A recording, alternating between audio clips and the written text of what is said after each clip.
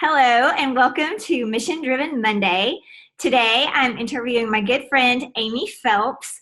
I've known Amy for, I don't know, 7, 8 years possibly now. We have daughters the same age.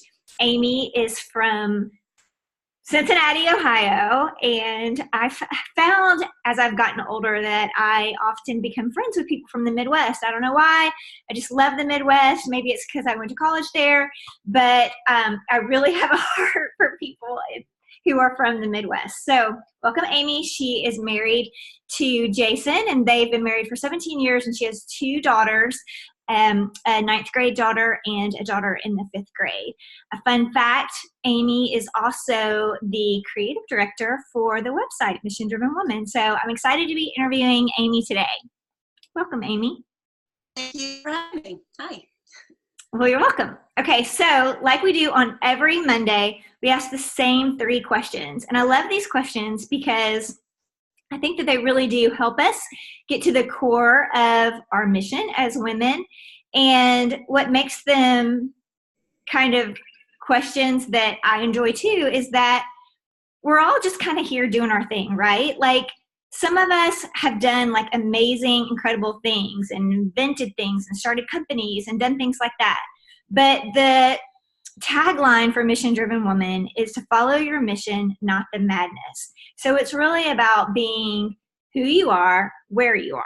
So with that in mind, first question, aside from your children, which I know are your proudest accomplishment, what is your proudest accomplishment? All right. Well, of course, this is a hard question, but then thinking about it, I guess the thing that I'm the most proud of is that even when I think I can't do something, I continue to try new things. I think about my undergrad and not really feeling like a strong student. And then I took challenging classes like neuroanatomy and anatomy and physics and did well in those things. And that kind of encouraged me to keep trying things that I wasn't comfortable with. And then fast forward several years, and my husband was offered an opportunity to move to Atlanta. We knew no one here.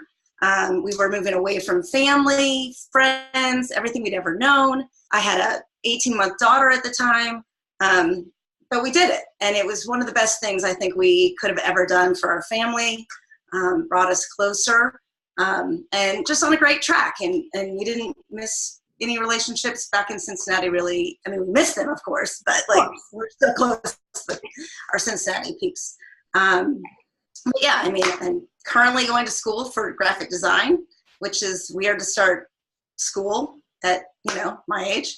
And then having this conversation with you also is something that, is outside of my comfort zone. I don't like being interviewed, but here I am. Well, I'm proud of you. I'm proud of you. And as your personal friend, I've seen you actually live this out. You really have grown in a lot of ways just in the last 2 years. I think that we have a lot in common because I also have a background in science, even though that's not what I'm doing right now. And I kind of surprised myself, maybe like you said, like taking those classes like chemistry and physics, and you said you did well in them. I didn't really do that well in them, but they were things that I did because they were a challenge and they were fun at the time. Yeah.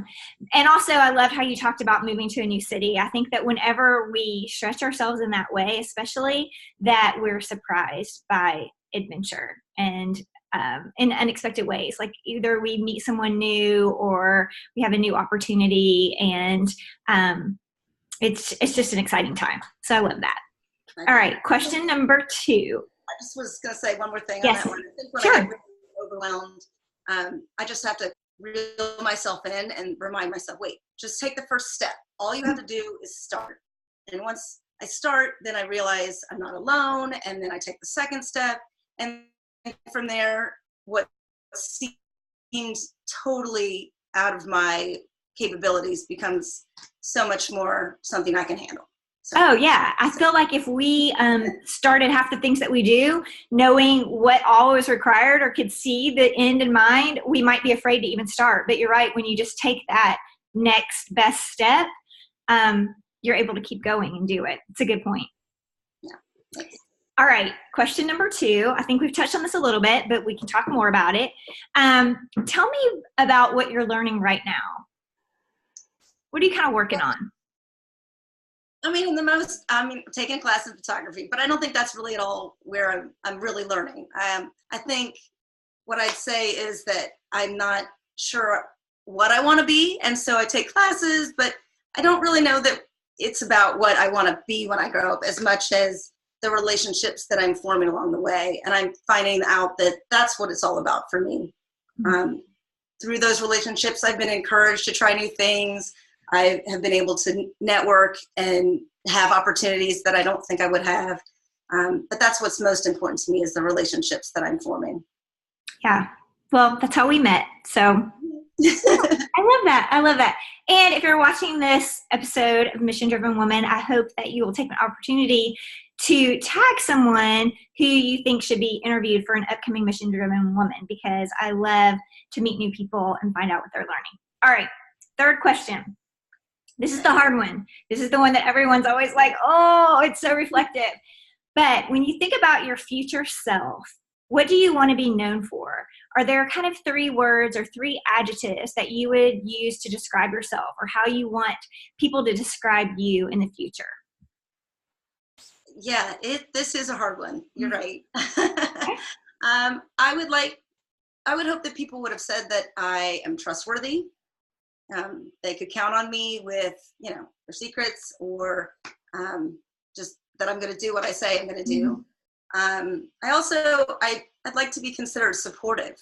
I try, when talking and listening to my friends, to encourage them to try to find, and in my own life too, like, what is the positive that's in this situation. So I hope that I'm supportive. And then, I don't know, I'd like to be altruistic. It's a good one. One might be the one I'm probably furthest from, maybe. I don't know, but I'm hoping that I can and keep growing in this area. Actually, I would disagree with you on that, because I think you're a very altruistic person.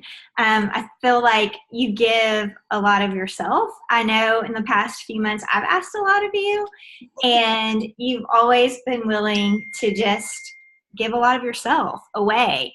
And that, I think, is the hardest thing to give away. I think that when we think about altruism, we think a lot of times in terms of like giving away our money or our things, and it's often not that. It's sharing a piece of ourselves, which is really important and often overlooked.